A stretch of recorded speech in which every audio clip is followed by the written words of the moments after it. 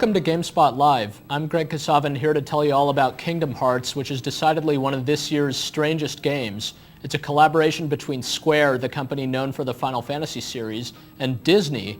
These two things really couldn't be too much further away from each other. On the one hand, you've got the brooding and kind of self-important characters of Final Fantasy, and on the other hand, you've got these light-hearted Disney characters like Donald Duck and Goofy. Suddenly, they're all together in one game. It's a strange concept that at times is about as strange as it sounds, but the game itself is a fairly standard action-adventure that can be a lot of fun, especially to look at and just to explore. So those interested in the concept will no doubt be glad to hear that Kingdom Hearts, for the most part, lives up to its promises of bringing these two interesting worlds together in a somewhat understandable fashion. The main character of Kingdom Hearts is named Sora. He's a fresh-faced kid with strange clothes and spiky hair and a lot of deep thoughts, the likes of which you'd expect from a Square protagonist. He's voiced by Haley Joel Osment, who you may know from The Sixth Sense. Haley Joel does an excellent job of bringing this character to life and just making him a likable lead as he ventures through all these different Disney worlds. The story of the game, such as it is that there's this malevolent force of creatures called the Heartless. These look basically like a cross between Marvin Martian and the Black Wizards from Final Fantasy that's sweeping across all these different parallel worlds and kind of stealing their life energies, and eventually these worlds are just blinking out of existence. And Sora happens to be the chosen one to use this item called the Keyblade to rid the world of these things, and in so doing he'll have to defeat a number of Disney's kind of most heinous villains, and he'll also help none other than Donald Duck and Goofy rescue Mickey Mouse, or at least find Mickey Mouse.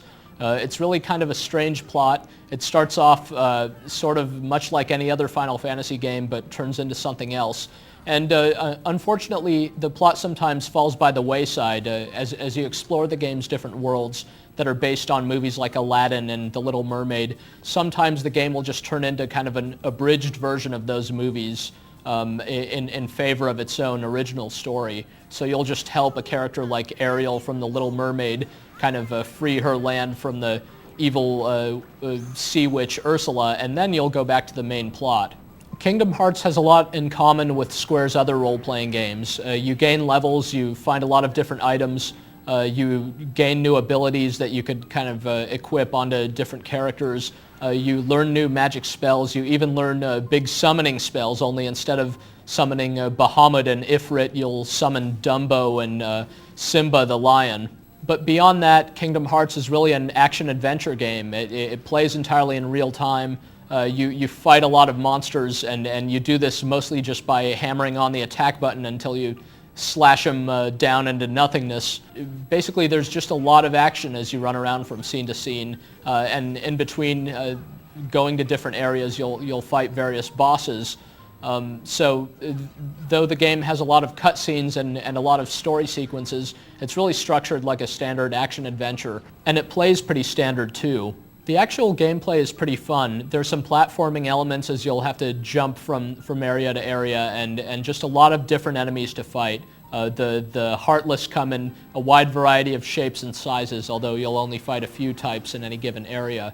The game is animated really nicely, and anytime you beat one of the Heartless, they kind of explode in a shower of these different little power-ups that give you either money or health or magic power.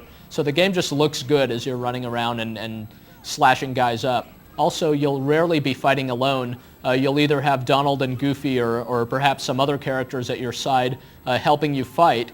Although these guys just serve mostly to absorb some of the damage you might otherwise take, it's nice to have company. The gameplay does have some problems. The default camera is supposed to automatically center on Sora so that it's putting you in a clear perspective at all times. But whenever you get up against obstacles or when you round corners and so forth, it kind of gets all wacky, and you'll quickly want to switch over to the manual camera controls. That makes things more complicated because you have to rotate the camera around your character, and even still, sometimes when you're next to walls and such, it'll have some problems maneuvering around your character, but at least you can manage the camera to how you want it that way. I can say plainly that one of the best things about Kingdom Hearts is simply how it looks. The designers just did an outstanding job of bringing these Disney characters to life in full 3D. Disney's animators are considered some of the best in the world, so it's really remarkable that the game manages to capture their personalities and their appearances so intact in a 3D form. You'll really like seeing characters like Tarzan and the Little Mermaid and Aladdin, let alone Aladdin's genie in full 3D. You'll like getting to each new world just so you can see the new cast of characters there, and you'll have fun listening to them talk. The voice work in Kingdom Hearts is as impressive as the visuals. The characters are brought to life using authentic voices, and they sound just like you'd expect them to. The music in the game isn't quite as good, unfortunately, although it harkens to all of the Disney themes you might be familiar with. The music loops very often, so as you're kind of running around and sometimes getting stuck trying to figure out what to do next, you'll be driven a little crazy by the same kind of 40-second music track looping over and over. Kingdom Hearts is a surprisingly long game that takes you to a number of very interesting places in the kind of Disney canon. Even though a lot of the challenge comes from just finding out where you're supposed to go next, or just hitting the attack button enough times to defeat whatever foes you've got in front of you, you'll still really enjoy the game for what it is, which is this showcase of these different Square and Disney characters all coming together for the first time. It's true that if you strip the Square and Disney elements out of Kingdom Hearts, you'd be left with a pretty standard action-adventure game.